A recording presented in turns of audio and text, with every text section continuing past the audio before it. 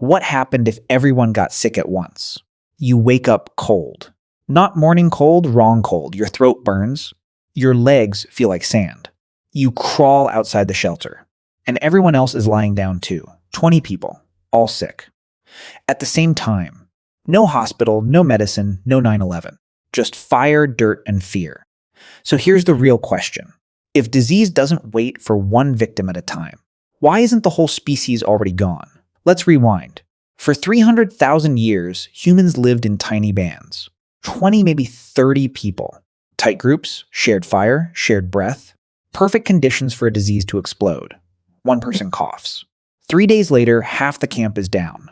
No antibiotics, no isolation ward. Just people lying in the dark, waiting. This should have ended us, again and again, but it didn't. Why? Here's the twist nobody expects. Getting sick isn't a malfunction. It's a program. Fever, fatigue, losing your appetite, wanting to be alone.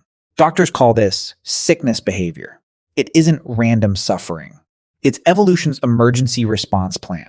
Evolutionary biologist Randolph Ness has argued something strange. Some of what feels like illness, is actually defense.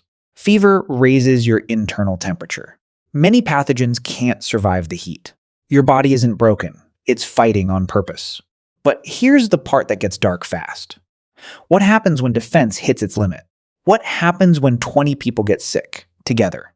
No single immune system can save a group. Something else has to. And that something is us, each other. Picture the camp again. Half can't stand. Someone still has to get water. Someone still has to watch for predators. Someone still has to feed the children. In a group this size, there is no backup team. Every person is critical infrastructure. So one illness cascading through camp, that's not a bad day. That's an extinction event waiting to happen. And yet, we're here. 8 billion of us. Something worked. Clue 1, disgust. Long before we understood germs, we understood disgust. Rotten smell, strange color, wrong texture, we recoiled. Psychologists call this the behavioral immune system. Disgust isn't rudeness. It's ancient quarantine. A gag reflex that kept a sick person's fluids away from healthy mouths. No microscope required, just instinct. Clue 2, isolation instinct. Ever notice how sick people want to be alone? That's not just misery talking. Some researchers propose it's adaptive. Withdrawing yourself protects the group. Sacrifice by accident.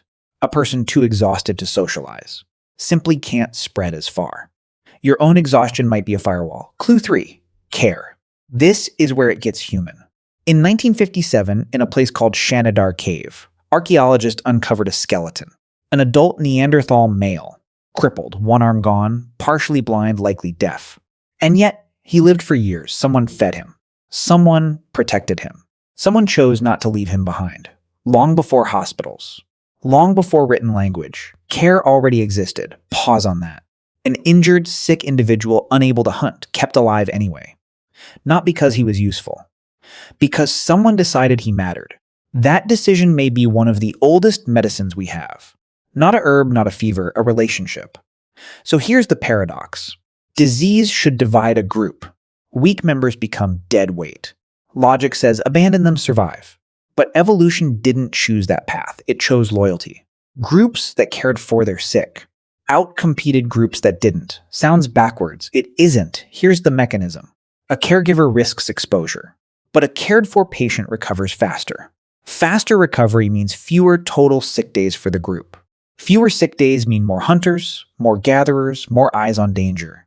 Compassion wasn't just kindness, it was math. Cold, evolutionary math. Now, scale it up. What if the whole camp goes down at once? This is where group size becomes destiny.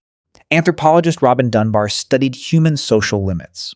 His number, roughly 150, describes how many stable relationships one brain can track.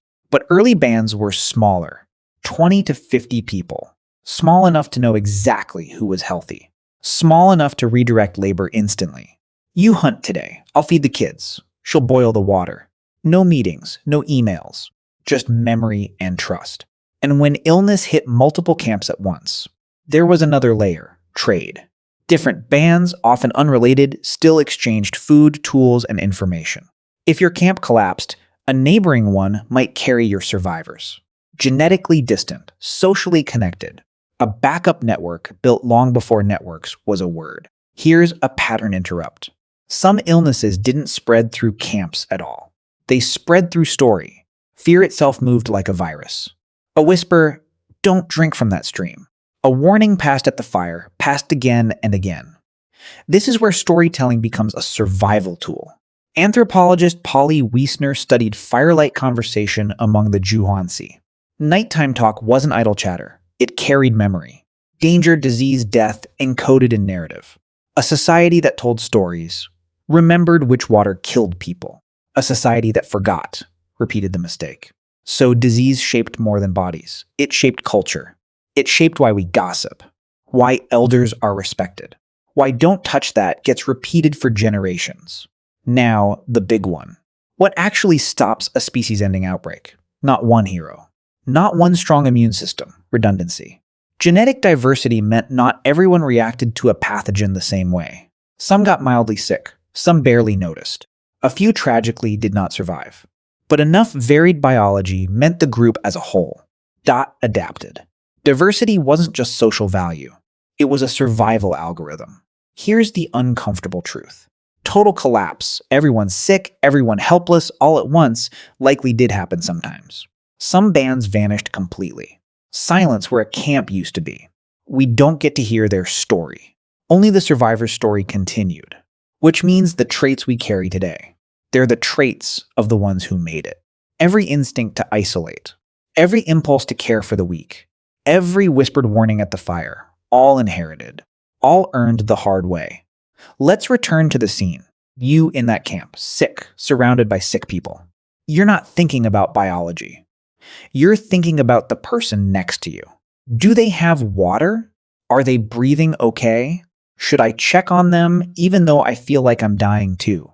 That impulse, right there, is 300,000 years old. It didn't come from a hospital. It came from bands that didn't leave each other behind. Here's the twist that reframes everything. We often think illness reveals our weakness. Fragile bodies, fragile species. But look closer. Illness also revealed our greatest strength. Not muscle, not claws, not venom, cooperation under pressure. The species that should have been wiped out by its own biology built an invisible immune system made of relationships. Modern life hides this. We call an ambulance. We take medicine from a shelf. We rarely think about who would care for us with nothing else available. But the instinct is still there, waiting. Every time you bring soup to a sick friend. Every time you check on a neighbor who's been quiet too long. You're running a program older than language. So if everyone got sick at once, thousands of years ago, some bands broke, some bands held. The ones that held shared water carefully. Isolated the worst cases instinctively. Fed the ones who couldn't feed themselves. Told the story afterward so the next generation knew what to avoid. That's not luck. That's design, built by trial and unbearable error. Here's the ending question.